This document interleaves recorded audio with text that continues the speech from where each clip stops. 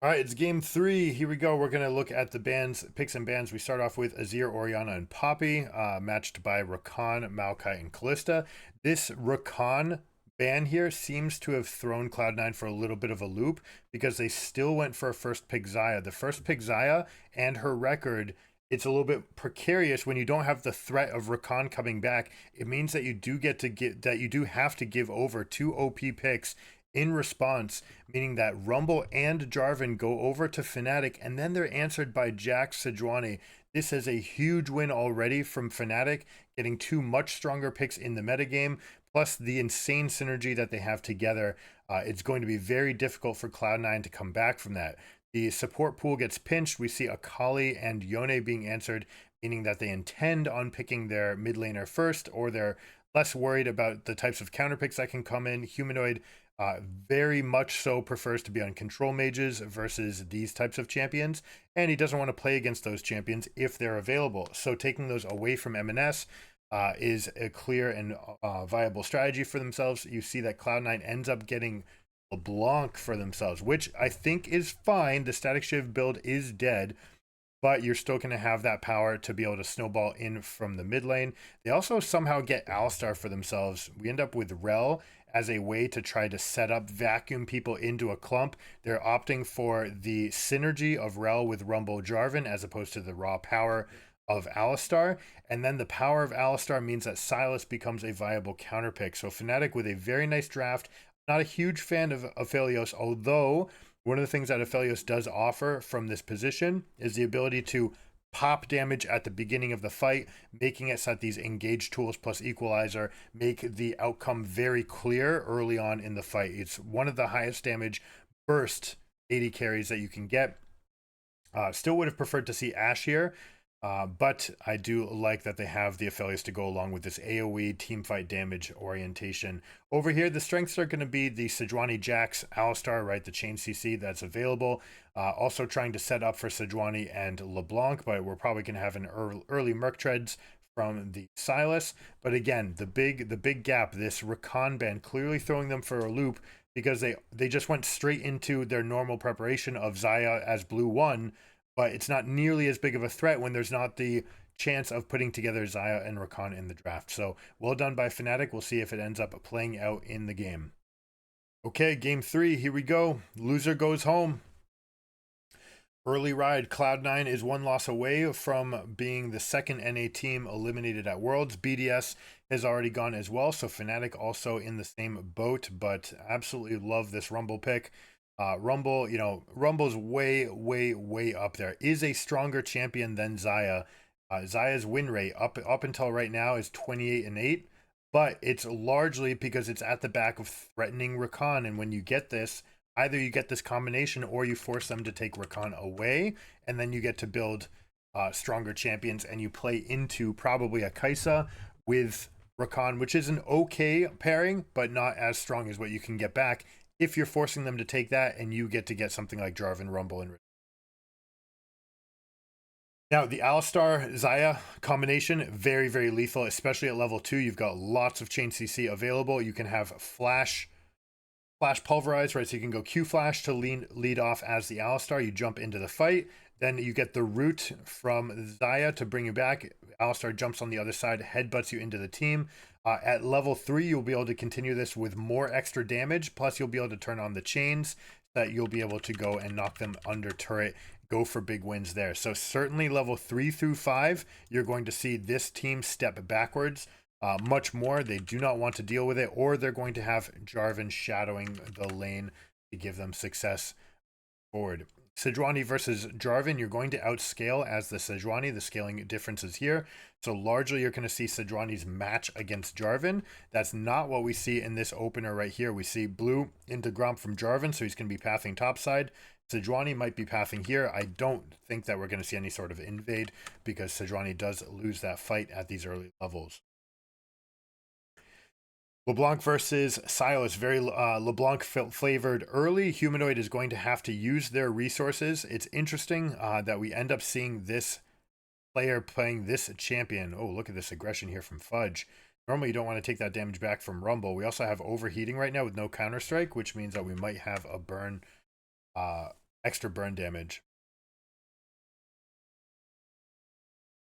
Now, talking about Silas on Humanoid, would be insane if they win this game. That will throw a wrinkle. Humanoid is notorious for playing champions like Victor, Oriana. He even had some adaptations to playing Oriana. He's much more comfortable playing this sort of champion. Sorry, I'm thinking of Power of Evil that used to Nashor's Tooth first on Oriana. By the way, very strong. If you've ever tried it, if you're playing into a melee early, you can really put the pain on them with the auto attacks where it's most valuable. All right, Razor going for 5 camps into top, getting away from this path. You see this, did not see you, nothing saw you. You're able to scoot over into this play. We're going to see if there's any amount of aggression, but Fudge playing properly back, not get waylaid. This ward can be punished by a dash and then hugging this wall. Even if you have that topside scuttle, you can always get outside this thing. It's only possible on the topside scuttle, not on bot. But Jarvan taking advantage of that window also means that he's got the inside track for scuttle, which he would have had anyways. But he is a camp behind. Now, you see how they drop this ward? This is trying to figure out the respawn timer. So he's going to track this, and when he sees the respawn window come up for the Gromp, that will tell him exactly where Sejuani's path is. Right now, he has a pretty good guess as to what's happening because there was no Sejuani nearby. Now he sees that respawn come in, so he's able to figure out the exact path of the Sejuani, knowing that it's going to be 1, 2, 3, 4, 5, 6. And maybe he can go for a punish at some point, maybe going for a match on the bot side respawns. You see how both champions do this. They both get that ward down. Not actually mandatory, right? You can derive that information for yourself. The ward just confirms it for you. But largely, they look to place it down anyways, because then they want to go into the sweeping lens and go from there. You see them both are going on opposite paths, going in the same pattern. Both of them get timers on each other, so they know exactly what's to come. See who has the first deviation, the first little wrinkle. Now, this is what we were talking about, this Xayah Alistar window. I don't like, well, sorry, this is fine if they get this wave crashed. I don't like if they keep the wave there. They absolutely need to get that wave crashed because they want to get a rebound. They want to go for item advantage because this is their powerful window. We're approaching that window where we're having that 4.99 level spike where you want to have Alistar roaming around so Xayah can get 5. But that's going to be at odds with the Sejuani path, right? Sejuani's ahead of the schedule here. The fact that they waited 1 extra wave, this 530 cannon wave is kind of sitting there. This is the wave that you wanted to have coming back into you so you could freeze, that you could take your pressure advantage as the Xayah Alistar, plus have it on your side of the map with Sejuani coming by. So that's a miss by Cloud9. This is something that you can always plan for at this level. We're talking about cannons at 3, at 430, at sorry, at 230, at 4, at 530, and at 7. And you want to have plays that are scripted around this time. Now it looks like they get killed. They get the first blood up there from Rumble. Go to the little roam timer. That's exactly the timer that we're talking about. This allows the carries to go and fight for level 5. Berserker holding the wave. This was a good plan a minute ago. This is what you wanted to do while Sejuani was coming to this side of the map. That's not the same plan anymore, which means that now we have syncopated plans. We'll see if Cloud9's able to capture their momentum again.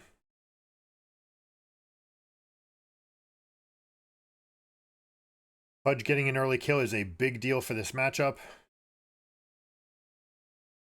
See the null magic mantle. We'll see whether or not they turn that into early merc treads. You'd assume so, right? Or some amount of capacity. You could even go for an early abyssal mask. Like we said, it's great into these sorts of matchups. Stealing all that MR, stacking it up so you just have that fight. Then you play for the scaling, and you see that from the lethal tempo here. We're normally seeing grasp where people are fighting for the lane presence, but by going lethal tempo, you ensure that you have the all-in the mid game. This is something I want to see from Jax players when they're playing for that mid game spike, right? If you're going to be one of the split pushers, you need to actually have split push threat and more carry threat in the fights. But that said, we'll be a little bit weaker as far as the laning phase and the grasp. This will be one of Rumble's strongest moments as we go and we try to finish Boots or we finish the Night Harvester. Looks like we're going to have Divine Sunder, so Jax is not actually slowing up their build to go for anything defensive. This is normally something that top laners do because they rely on their positioning. The fact that their lane is so far away from all the action, they can get away with this more than mid laners can. Mid laners have to deal with the ire of the jungler if they get that wrong. So now again, we have this syncopation, right? This lane is building up in the bot side. It's pushing out. There's nothing they can do to stop the push, and Sejuani's up here. So now there's a couple of different options available to Fnatic where they can go look to just lay that freezing for themselves. Rel will probably continue to hang out. You see how we left for a moment, gives that early level 6 to the carries. Both carries have that 6 spike. This is something that it took the pros years and years and years to figure out, but they finally have it. Every once in a while, Riot does throw a wrinkle in there, changing the XP values, but I'm glad that they have solved this for themselves finally. All right, you end up with this crash. They are super gankable at this moment, but Jarvan ends up pathing top. Sylas not going for any prio. We're going for a dive, just the 2-man. We have the ultimate. That's going to get them both killed. Red-white gun, though. Here we go. Noah was able to hide these guns, able to go for the strength. Chakrams, you cannot continue to approach as Berserker, but well done. Playing for the 2v2, realizing that Jarvan was not going to be a threat. Again, Fnatic had the option of sending someone down here in response. Could have given the Rift Herald, ended up contesting Rift Herald, which means that the 2v2 gets the dive for themselves. That's the big advantage of that Xayah Alistar lane. The kill pressure is theirs. All right, Cloud9, tremendous advantages early. Blabber using a peeling ultimate there to knock off the Oscarine on Rumble, keeping him at bay. So 3 kills to 1.5k gold lead means that they're going to have a lot of advantages. Not only that, but they have the Herald in tow. Now, Berserker actually could have taken that for a little bit more. Red-white gun, you have to be very, very careful, but the red gun being done meant that all those chakrams were going to be stacked up, so you just have to let those fizzle out. Now that they're gone, you're playing against much more passive guns. Largely, you know, big team fight guns, those would be fine. You have green and blue for the big team fight would be great because you get that big explosion of damage. But in that 1v1 scenarios, I actually maybe could have stuck around a little bit. Here's this play. Boom, hits them both. Glacial Augment to boot means that there's no return damage, even though it's the red-white guns. They get the first kill right off the bat. Rel having no meaningful stats right there. Surprised that we didn't end up with the pullback there. Perhaps thinking that they just didn't quite have that window.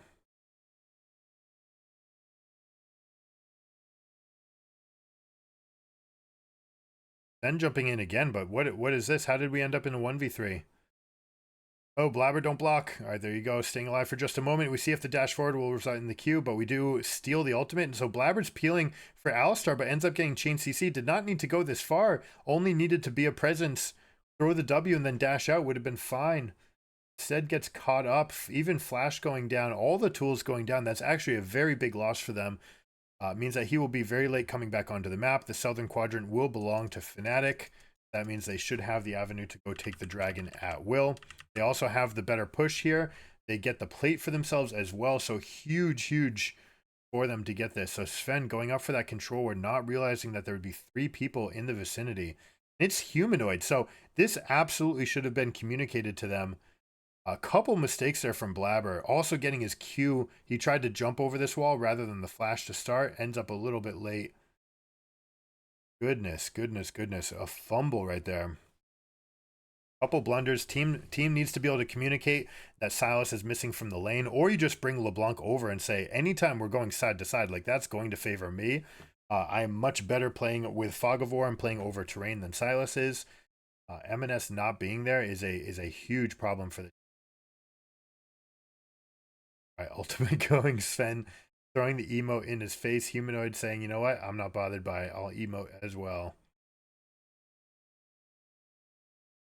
Counter-Strike going down means we're going to get a ton of upfront damage. So Rumble getting a huge advantage in the trade there. Ultimate still available for Jax, but Jax is one of the weaker activated ultimates in the game. Red-white guns on tap. They end up getting them. Beautifully done. So Jax feeling low, LeBlanc feeling low means that they're not afraid of teleports coming into these fights, which means Fnatic takes over the river. Cloud9 cannot be here. This is not your river. The team needs to communicate how poorly things are going. right? Like at best, you're having a late teleport. So instead, your whole team's moving up.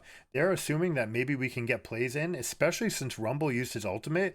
There should have been a window if they could have just played a little bit more passively and allowed themselves the time to recover.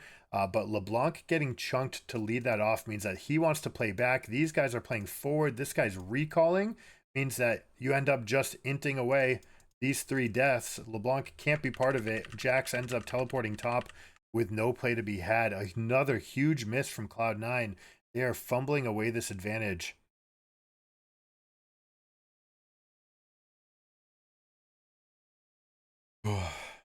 Now, a game like this, all your your neck is on the line. If you lose this game, you're being sent home from Worlds. Pressure is super, super high.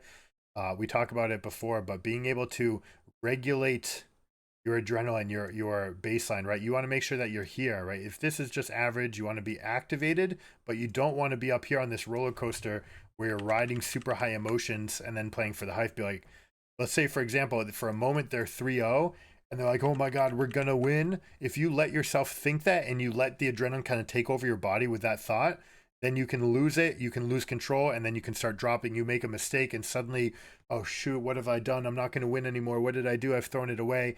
Those are the types of thoughts that you need to avoid.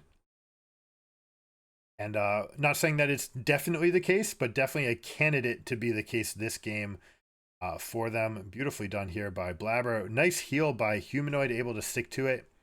If Humanoid's able to show that he's capable, willing and able to play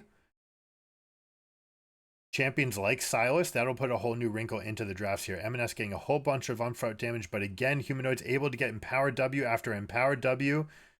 Cannot call the feathers back, but he's still able to survive. That's got to feel bad if you're Cloud9. Is he going for a trade kill?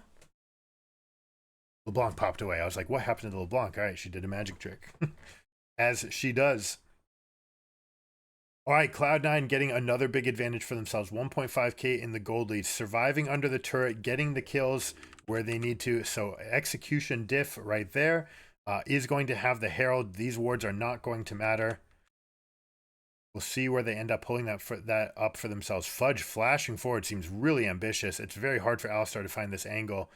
They are going to continue. Flashes away, so that's going to be the end of the play. Sven going forward, but it is not enough. That looked like a flash to go WQ. That's not the preferred way to go this. What you really want to do is WQ flash, right? You W to the minion wave and then Q flash on top of the rumble. It cuts away a little bit of their reaction time. Bad rumble ult, but actually Sven walks himself onto it, which means he's going to bite the dust, and they fight into the flamethrower from Aphelios. Means he's going to be huge going into these fights. Already has a tremendous advantage for himself. This is a topsy-turvy game. Who's going to be able to right the ship first and take control, steer themselves to victory? Dragons up in 2 minutes. Obviously, we have the chance at Soul for Fnatic. Not a big deal. But if they can get it, that will give them benefits going into these fights. We also have the Baron coming up in 4 minutes. Fnatic would like to take that while they have Rumble Ultimates available. I actually don't mind that Rumble Ultimate because you had one person positioned right there. Anytime you can split up the fight, that is the best source. But with that bush lingering, if you could have drawn that along the bottom side, right, with a slight tilt like this, all right, where it's still actually covering this, but covering the maximum in this direction, force them to juke up into the rest of your team that's coming forward, would have been a slightly better position. Often difficult to aim that ultimate, especially basically impossible if you ever center screen. A lot of these players, as fights are breaking out, are using spacebar to center the camera on themselves and reposition. But the Rumble Ultimate is impossible to aim if you do that. You basically have to throw the map over, sometimes off screen for yourself, and then draw that line. If you're having trouble aiming your Rumble Ultimates, that's what I recommend. Try to make them a little easier for yourself. All right, green-white gun, super long range for Noah as we approach the fight. He's probably going to try to keep himself in these guns. I don't expect him to cast too many spells. Wants to have that long range, wants to ultimate, get the chakram synergies and those extra long auto attacks coming up for this fight. Red-white guns, great for those small skirmishes, but once you get into the big team fights, you want to have the combinations of the white, green, and blue potentially. Sometimes you can go green and purple for long range route if your team is missing that from their team. Long range routes, ability to lock people in place. They've got plenty of that already, so I'm going to expect for AoE damage to be the priority from the Helios.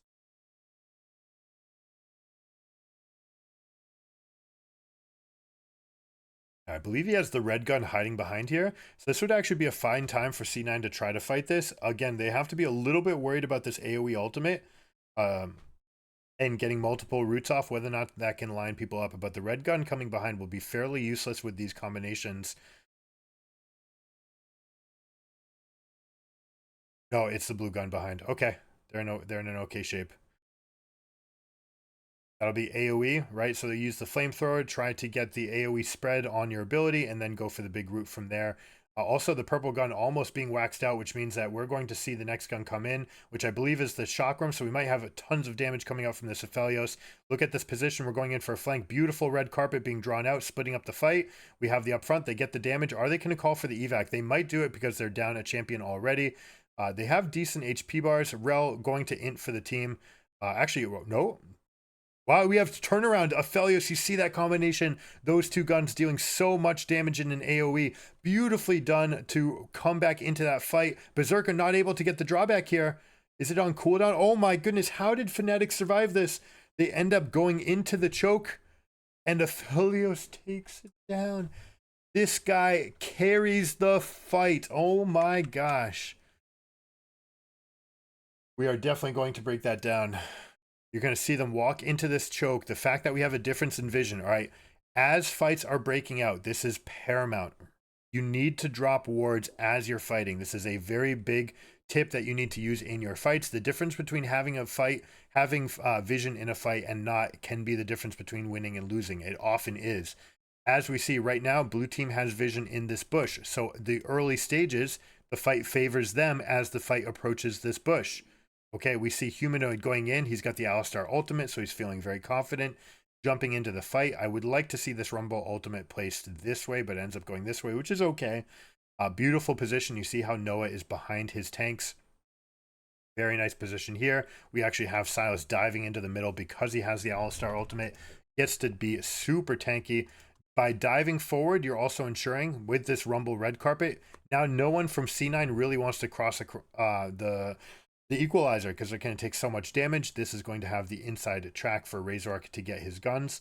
Now Noah stepping out here, feeling potentially pretty comfortable because of the line being drawn here. So he's saying like this is really the threat range, and it's Alistar has no cooldowns. He just used them all, so I'm okay to step forward.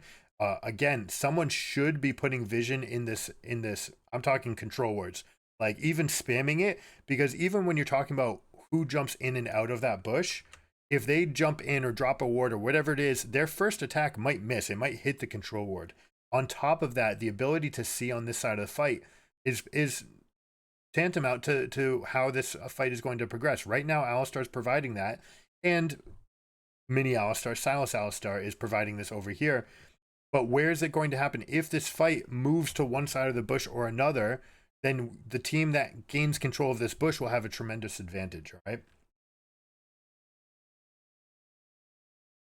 Forward looking at it, we see Silas using so much of his resources to stand in the middle. This is what stealing the Alistar ult can do for your team. You're going up, you soak up so much extra damage.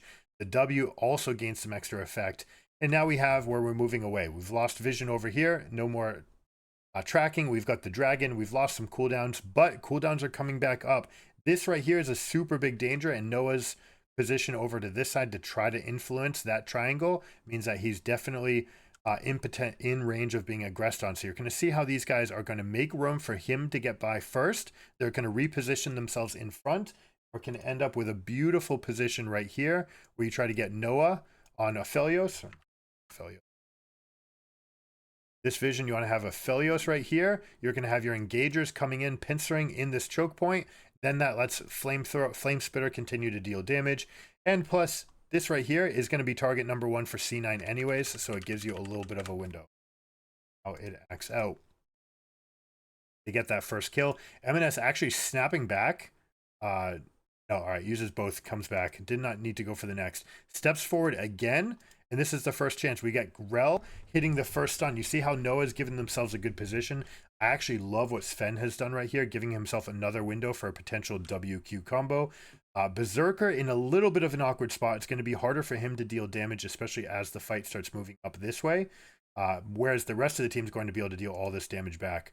Look how they go. Cataclysm into the Rel combination. Look at the difference in HP bars to start this. All right, we're talking about 1200 and 700 here, 800 versus tremendous, almost 2000, 1800, 1400. But all of this damage up front. Look at that lockdown, multiple abilities. Boom, flamethrower comes in. You gave him the opportunity that he needed. It's all being done. Flamethrower procs, reactivate, get that spell proc going off to deal all that damage. Reposition again, all right? Reposition number 3 for the fight. And again, we have this front to back, but look, Noah's able to deal damage. Berserker's not. This is outside the attack range.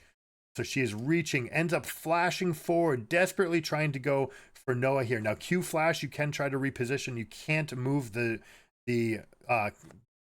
lingering effects. The feathers have already originated. You cannot reposition them. It's not an ability that you can Q flash. Get forward. Looks like he maybe wanted to go Q flash into an R, but now we see with the feathers flying and this angle being off just so slightly, it needs to be here so you can draw it back immediately. Can't get it back in the fight. Realizes that there's no angle to take. Now you're coming back into the Jarvan and the Rumble. Fudge is dead already, and there's nothing. Berserker's left with only one play, which is try Blast Cone and try to get the outplay. But Noah superior positioning in the fight, what ends up winning them. And that's what it comes down to, folks. Team fight positioning. So that gets Fnatic all the way back in the game there, even with the gold. Plus they have 3 dragons, and Athelios is enormous. We're going to see a Bloodthirster coming out next from him. Already has the Stormrazor and Gale Force. This is a huge diff, right? When we're talking about ability to reposition and fight, the fact that you have Stormrazor, attack, reposition, Gale Force, reposition, right? We saw it in that fight. Those tools can change whether or not you can win a fight, and that's what you should be looking for. Yes, you get a little bit of execute damage from the Gale Force, but more important than anything, it's repositioning yourself in the fight. Make sure that you have that awesome either trapezoid or triangle where you have tanks, threat behind them, able to press forward, go into and deal the maximum here. M&S, good job dealing a big chunk, but it is Baron and down. We'll see if they get upfront damage. Blabber going for a peeling play here. This ultimate is meant to peel, not to deal damage. C9 getting several kills back. Good option right here. Fnatic realizing that they can recall right away. Most important members are alive. Okay, negative Baron power play. Cloud9 going to try to take the most during these death timers. Let's look at the difference right here. It is an infernal map, so you have to adjust your types of positions that you're looking for. This is a little bit too far, right? Your team's not necessarily in position. This is LeBlanc's playhouse. Anytime you're going into enemy vision like this, always going to favor the LeBlanc. They step forward. They try to go for Sven. They get him, but now so many abilities being down means that C9 feels very comfortable.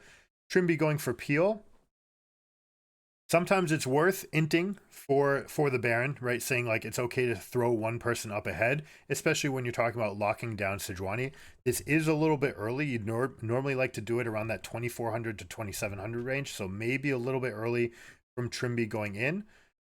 There's not going to be any sort of continuation damage. This is a mistake from Humanoid. It's not your job to stay on Sejuani. Trimby's supposed to keep them out of the pit. You're supposed to be marking the carries, right? If LeBlanc or Zaya gets into position, that's the person you need to be presenting more threat to. You're never dealing 100% damage to Sejuani.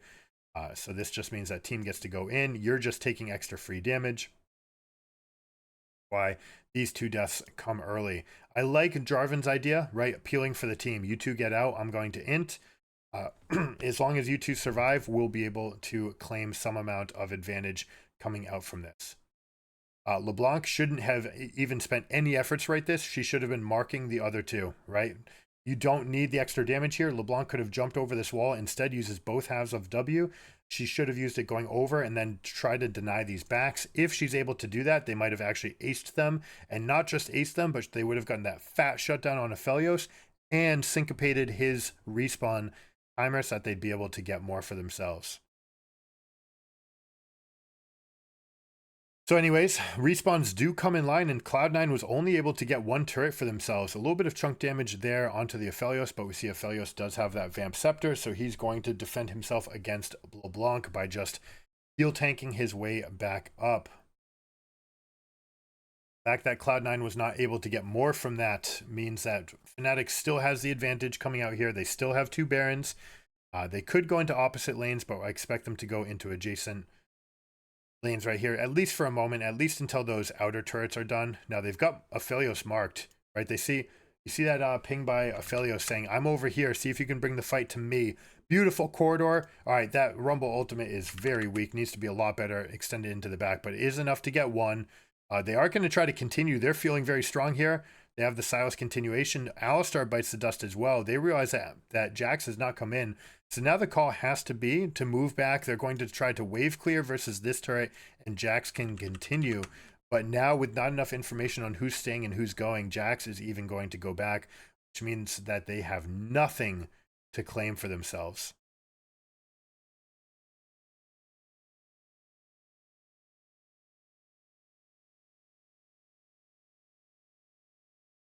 Hold on, we've got teleports to try to exploit. No, this just has to be free.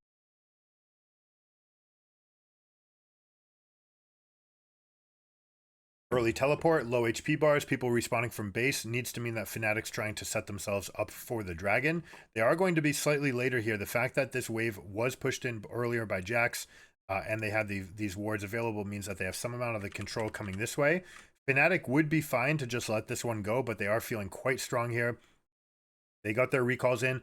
Aphelios is lagging behind. If C9 realizes it, they could go for an engage. They don't see it, which means that Aphelios is now in position with the green and white guns. Beautiful team fighting combination.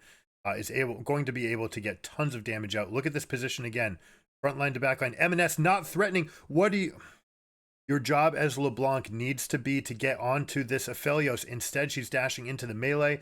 Putting no threat onto that champion means that they just wipe the fight. This is a story of positioning of the carries once again.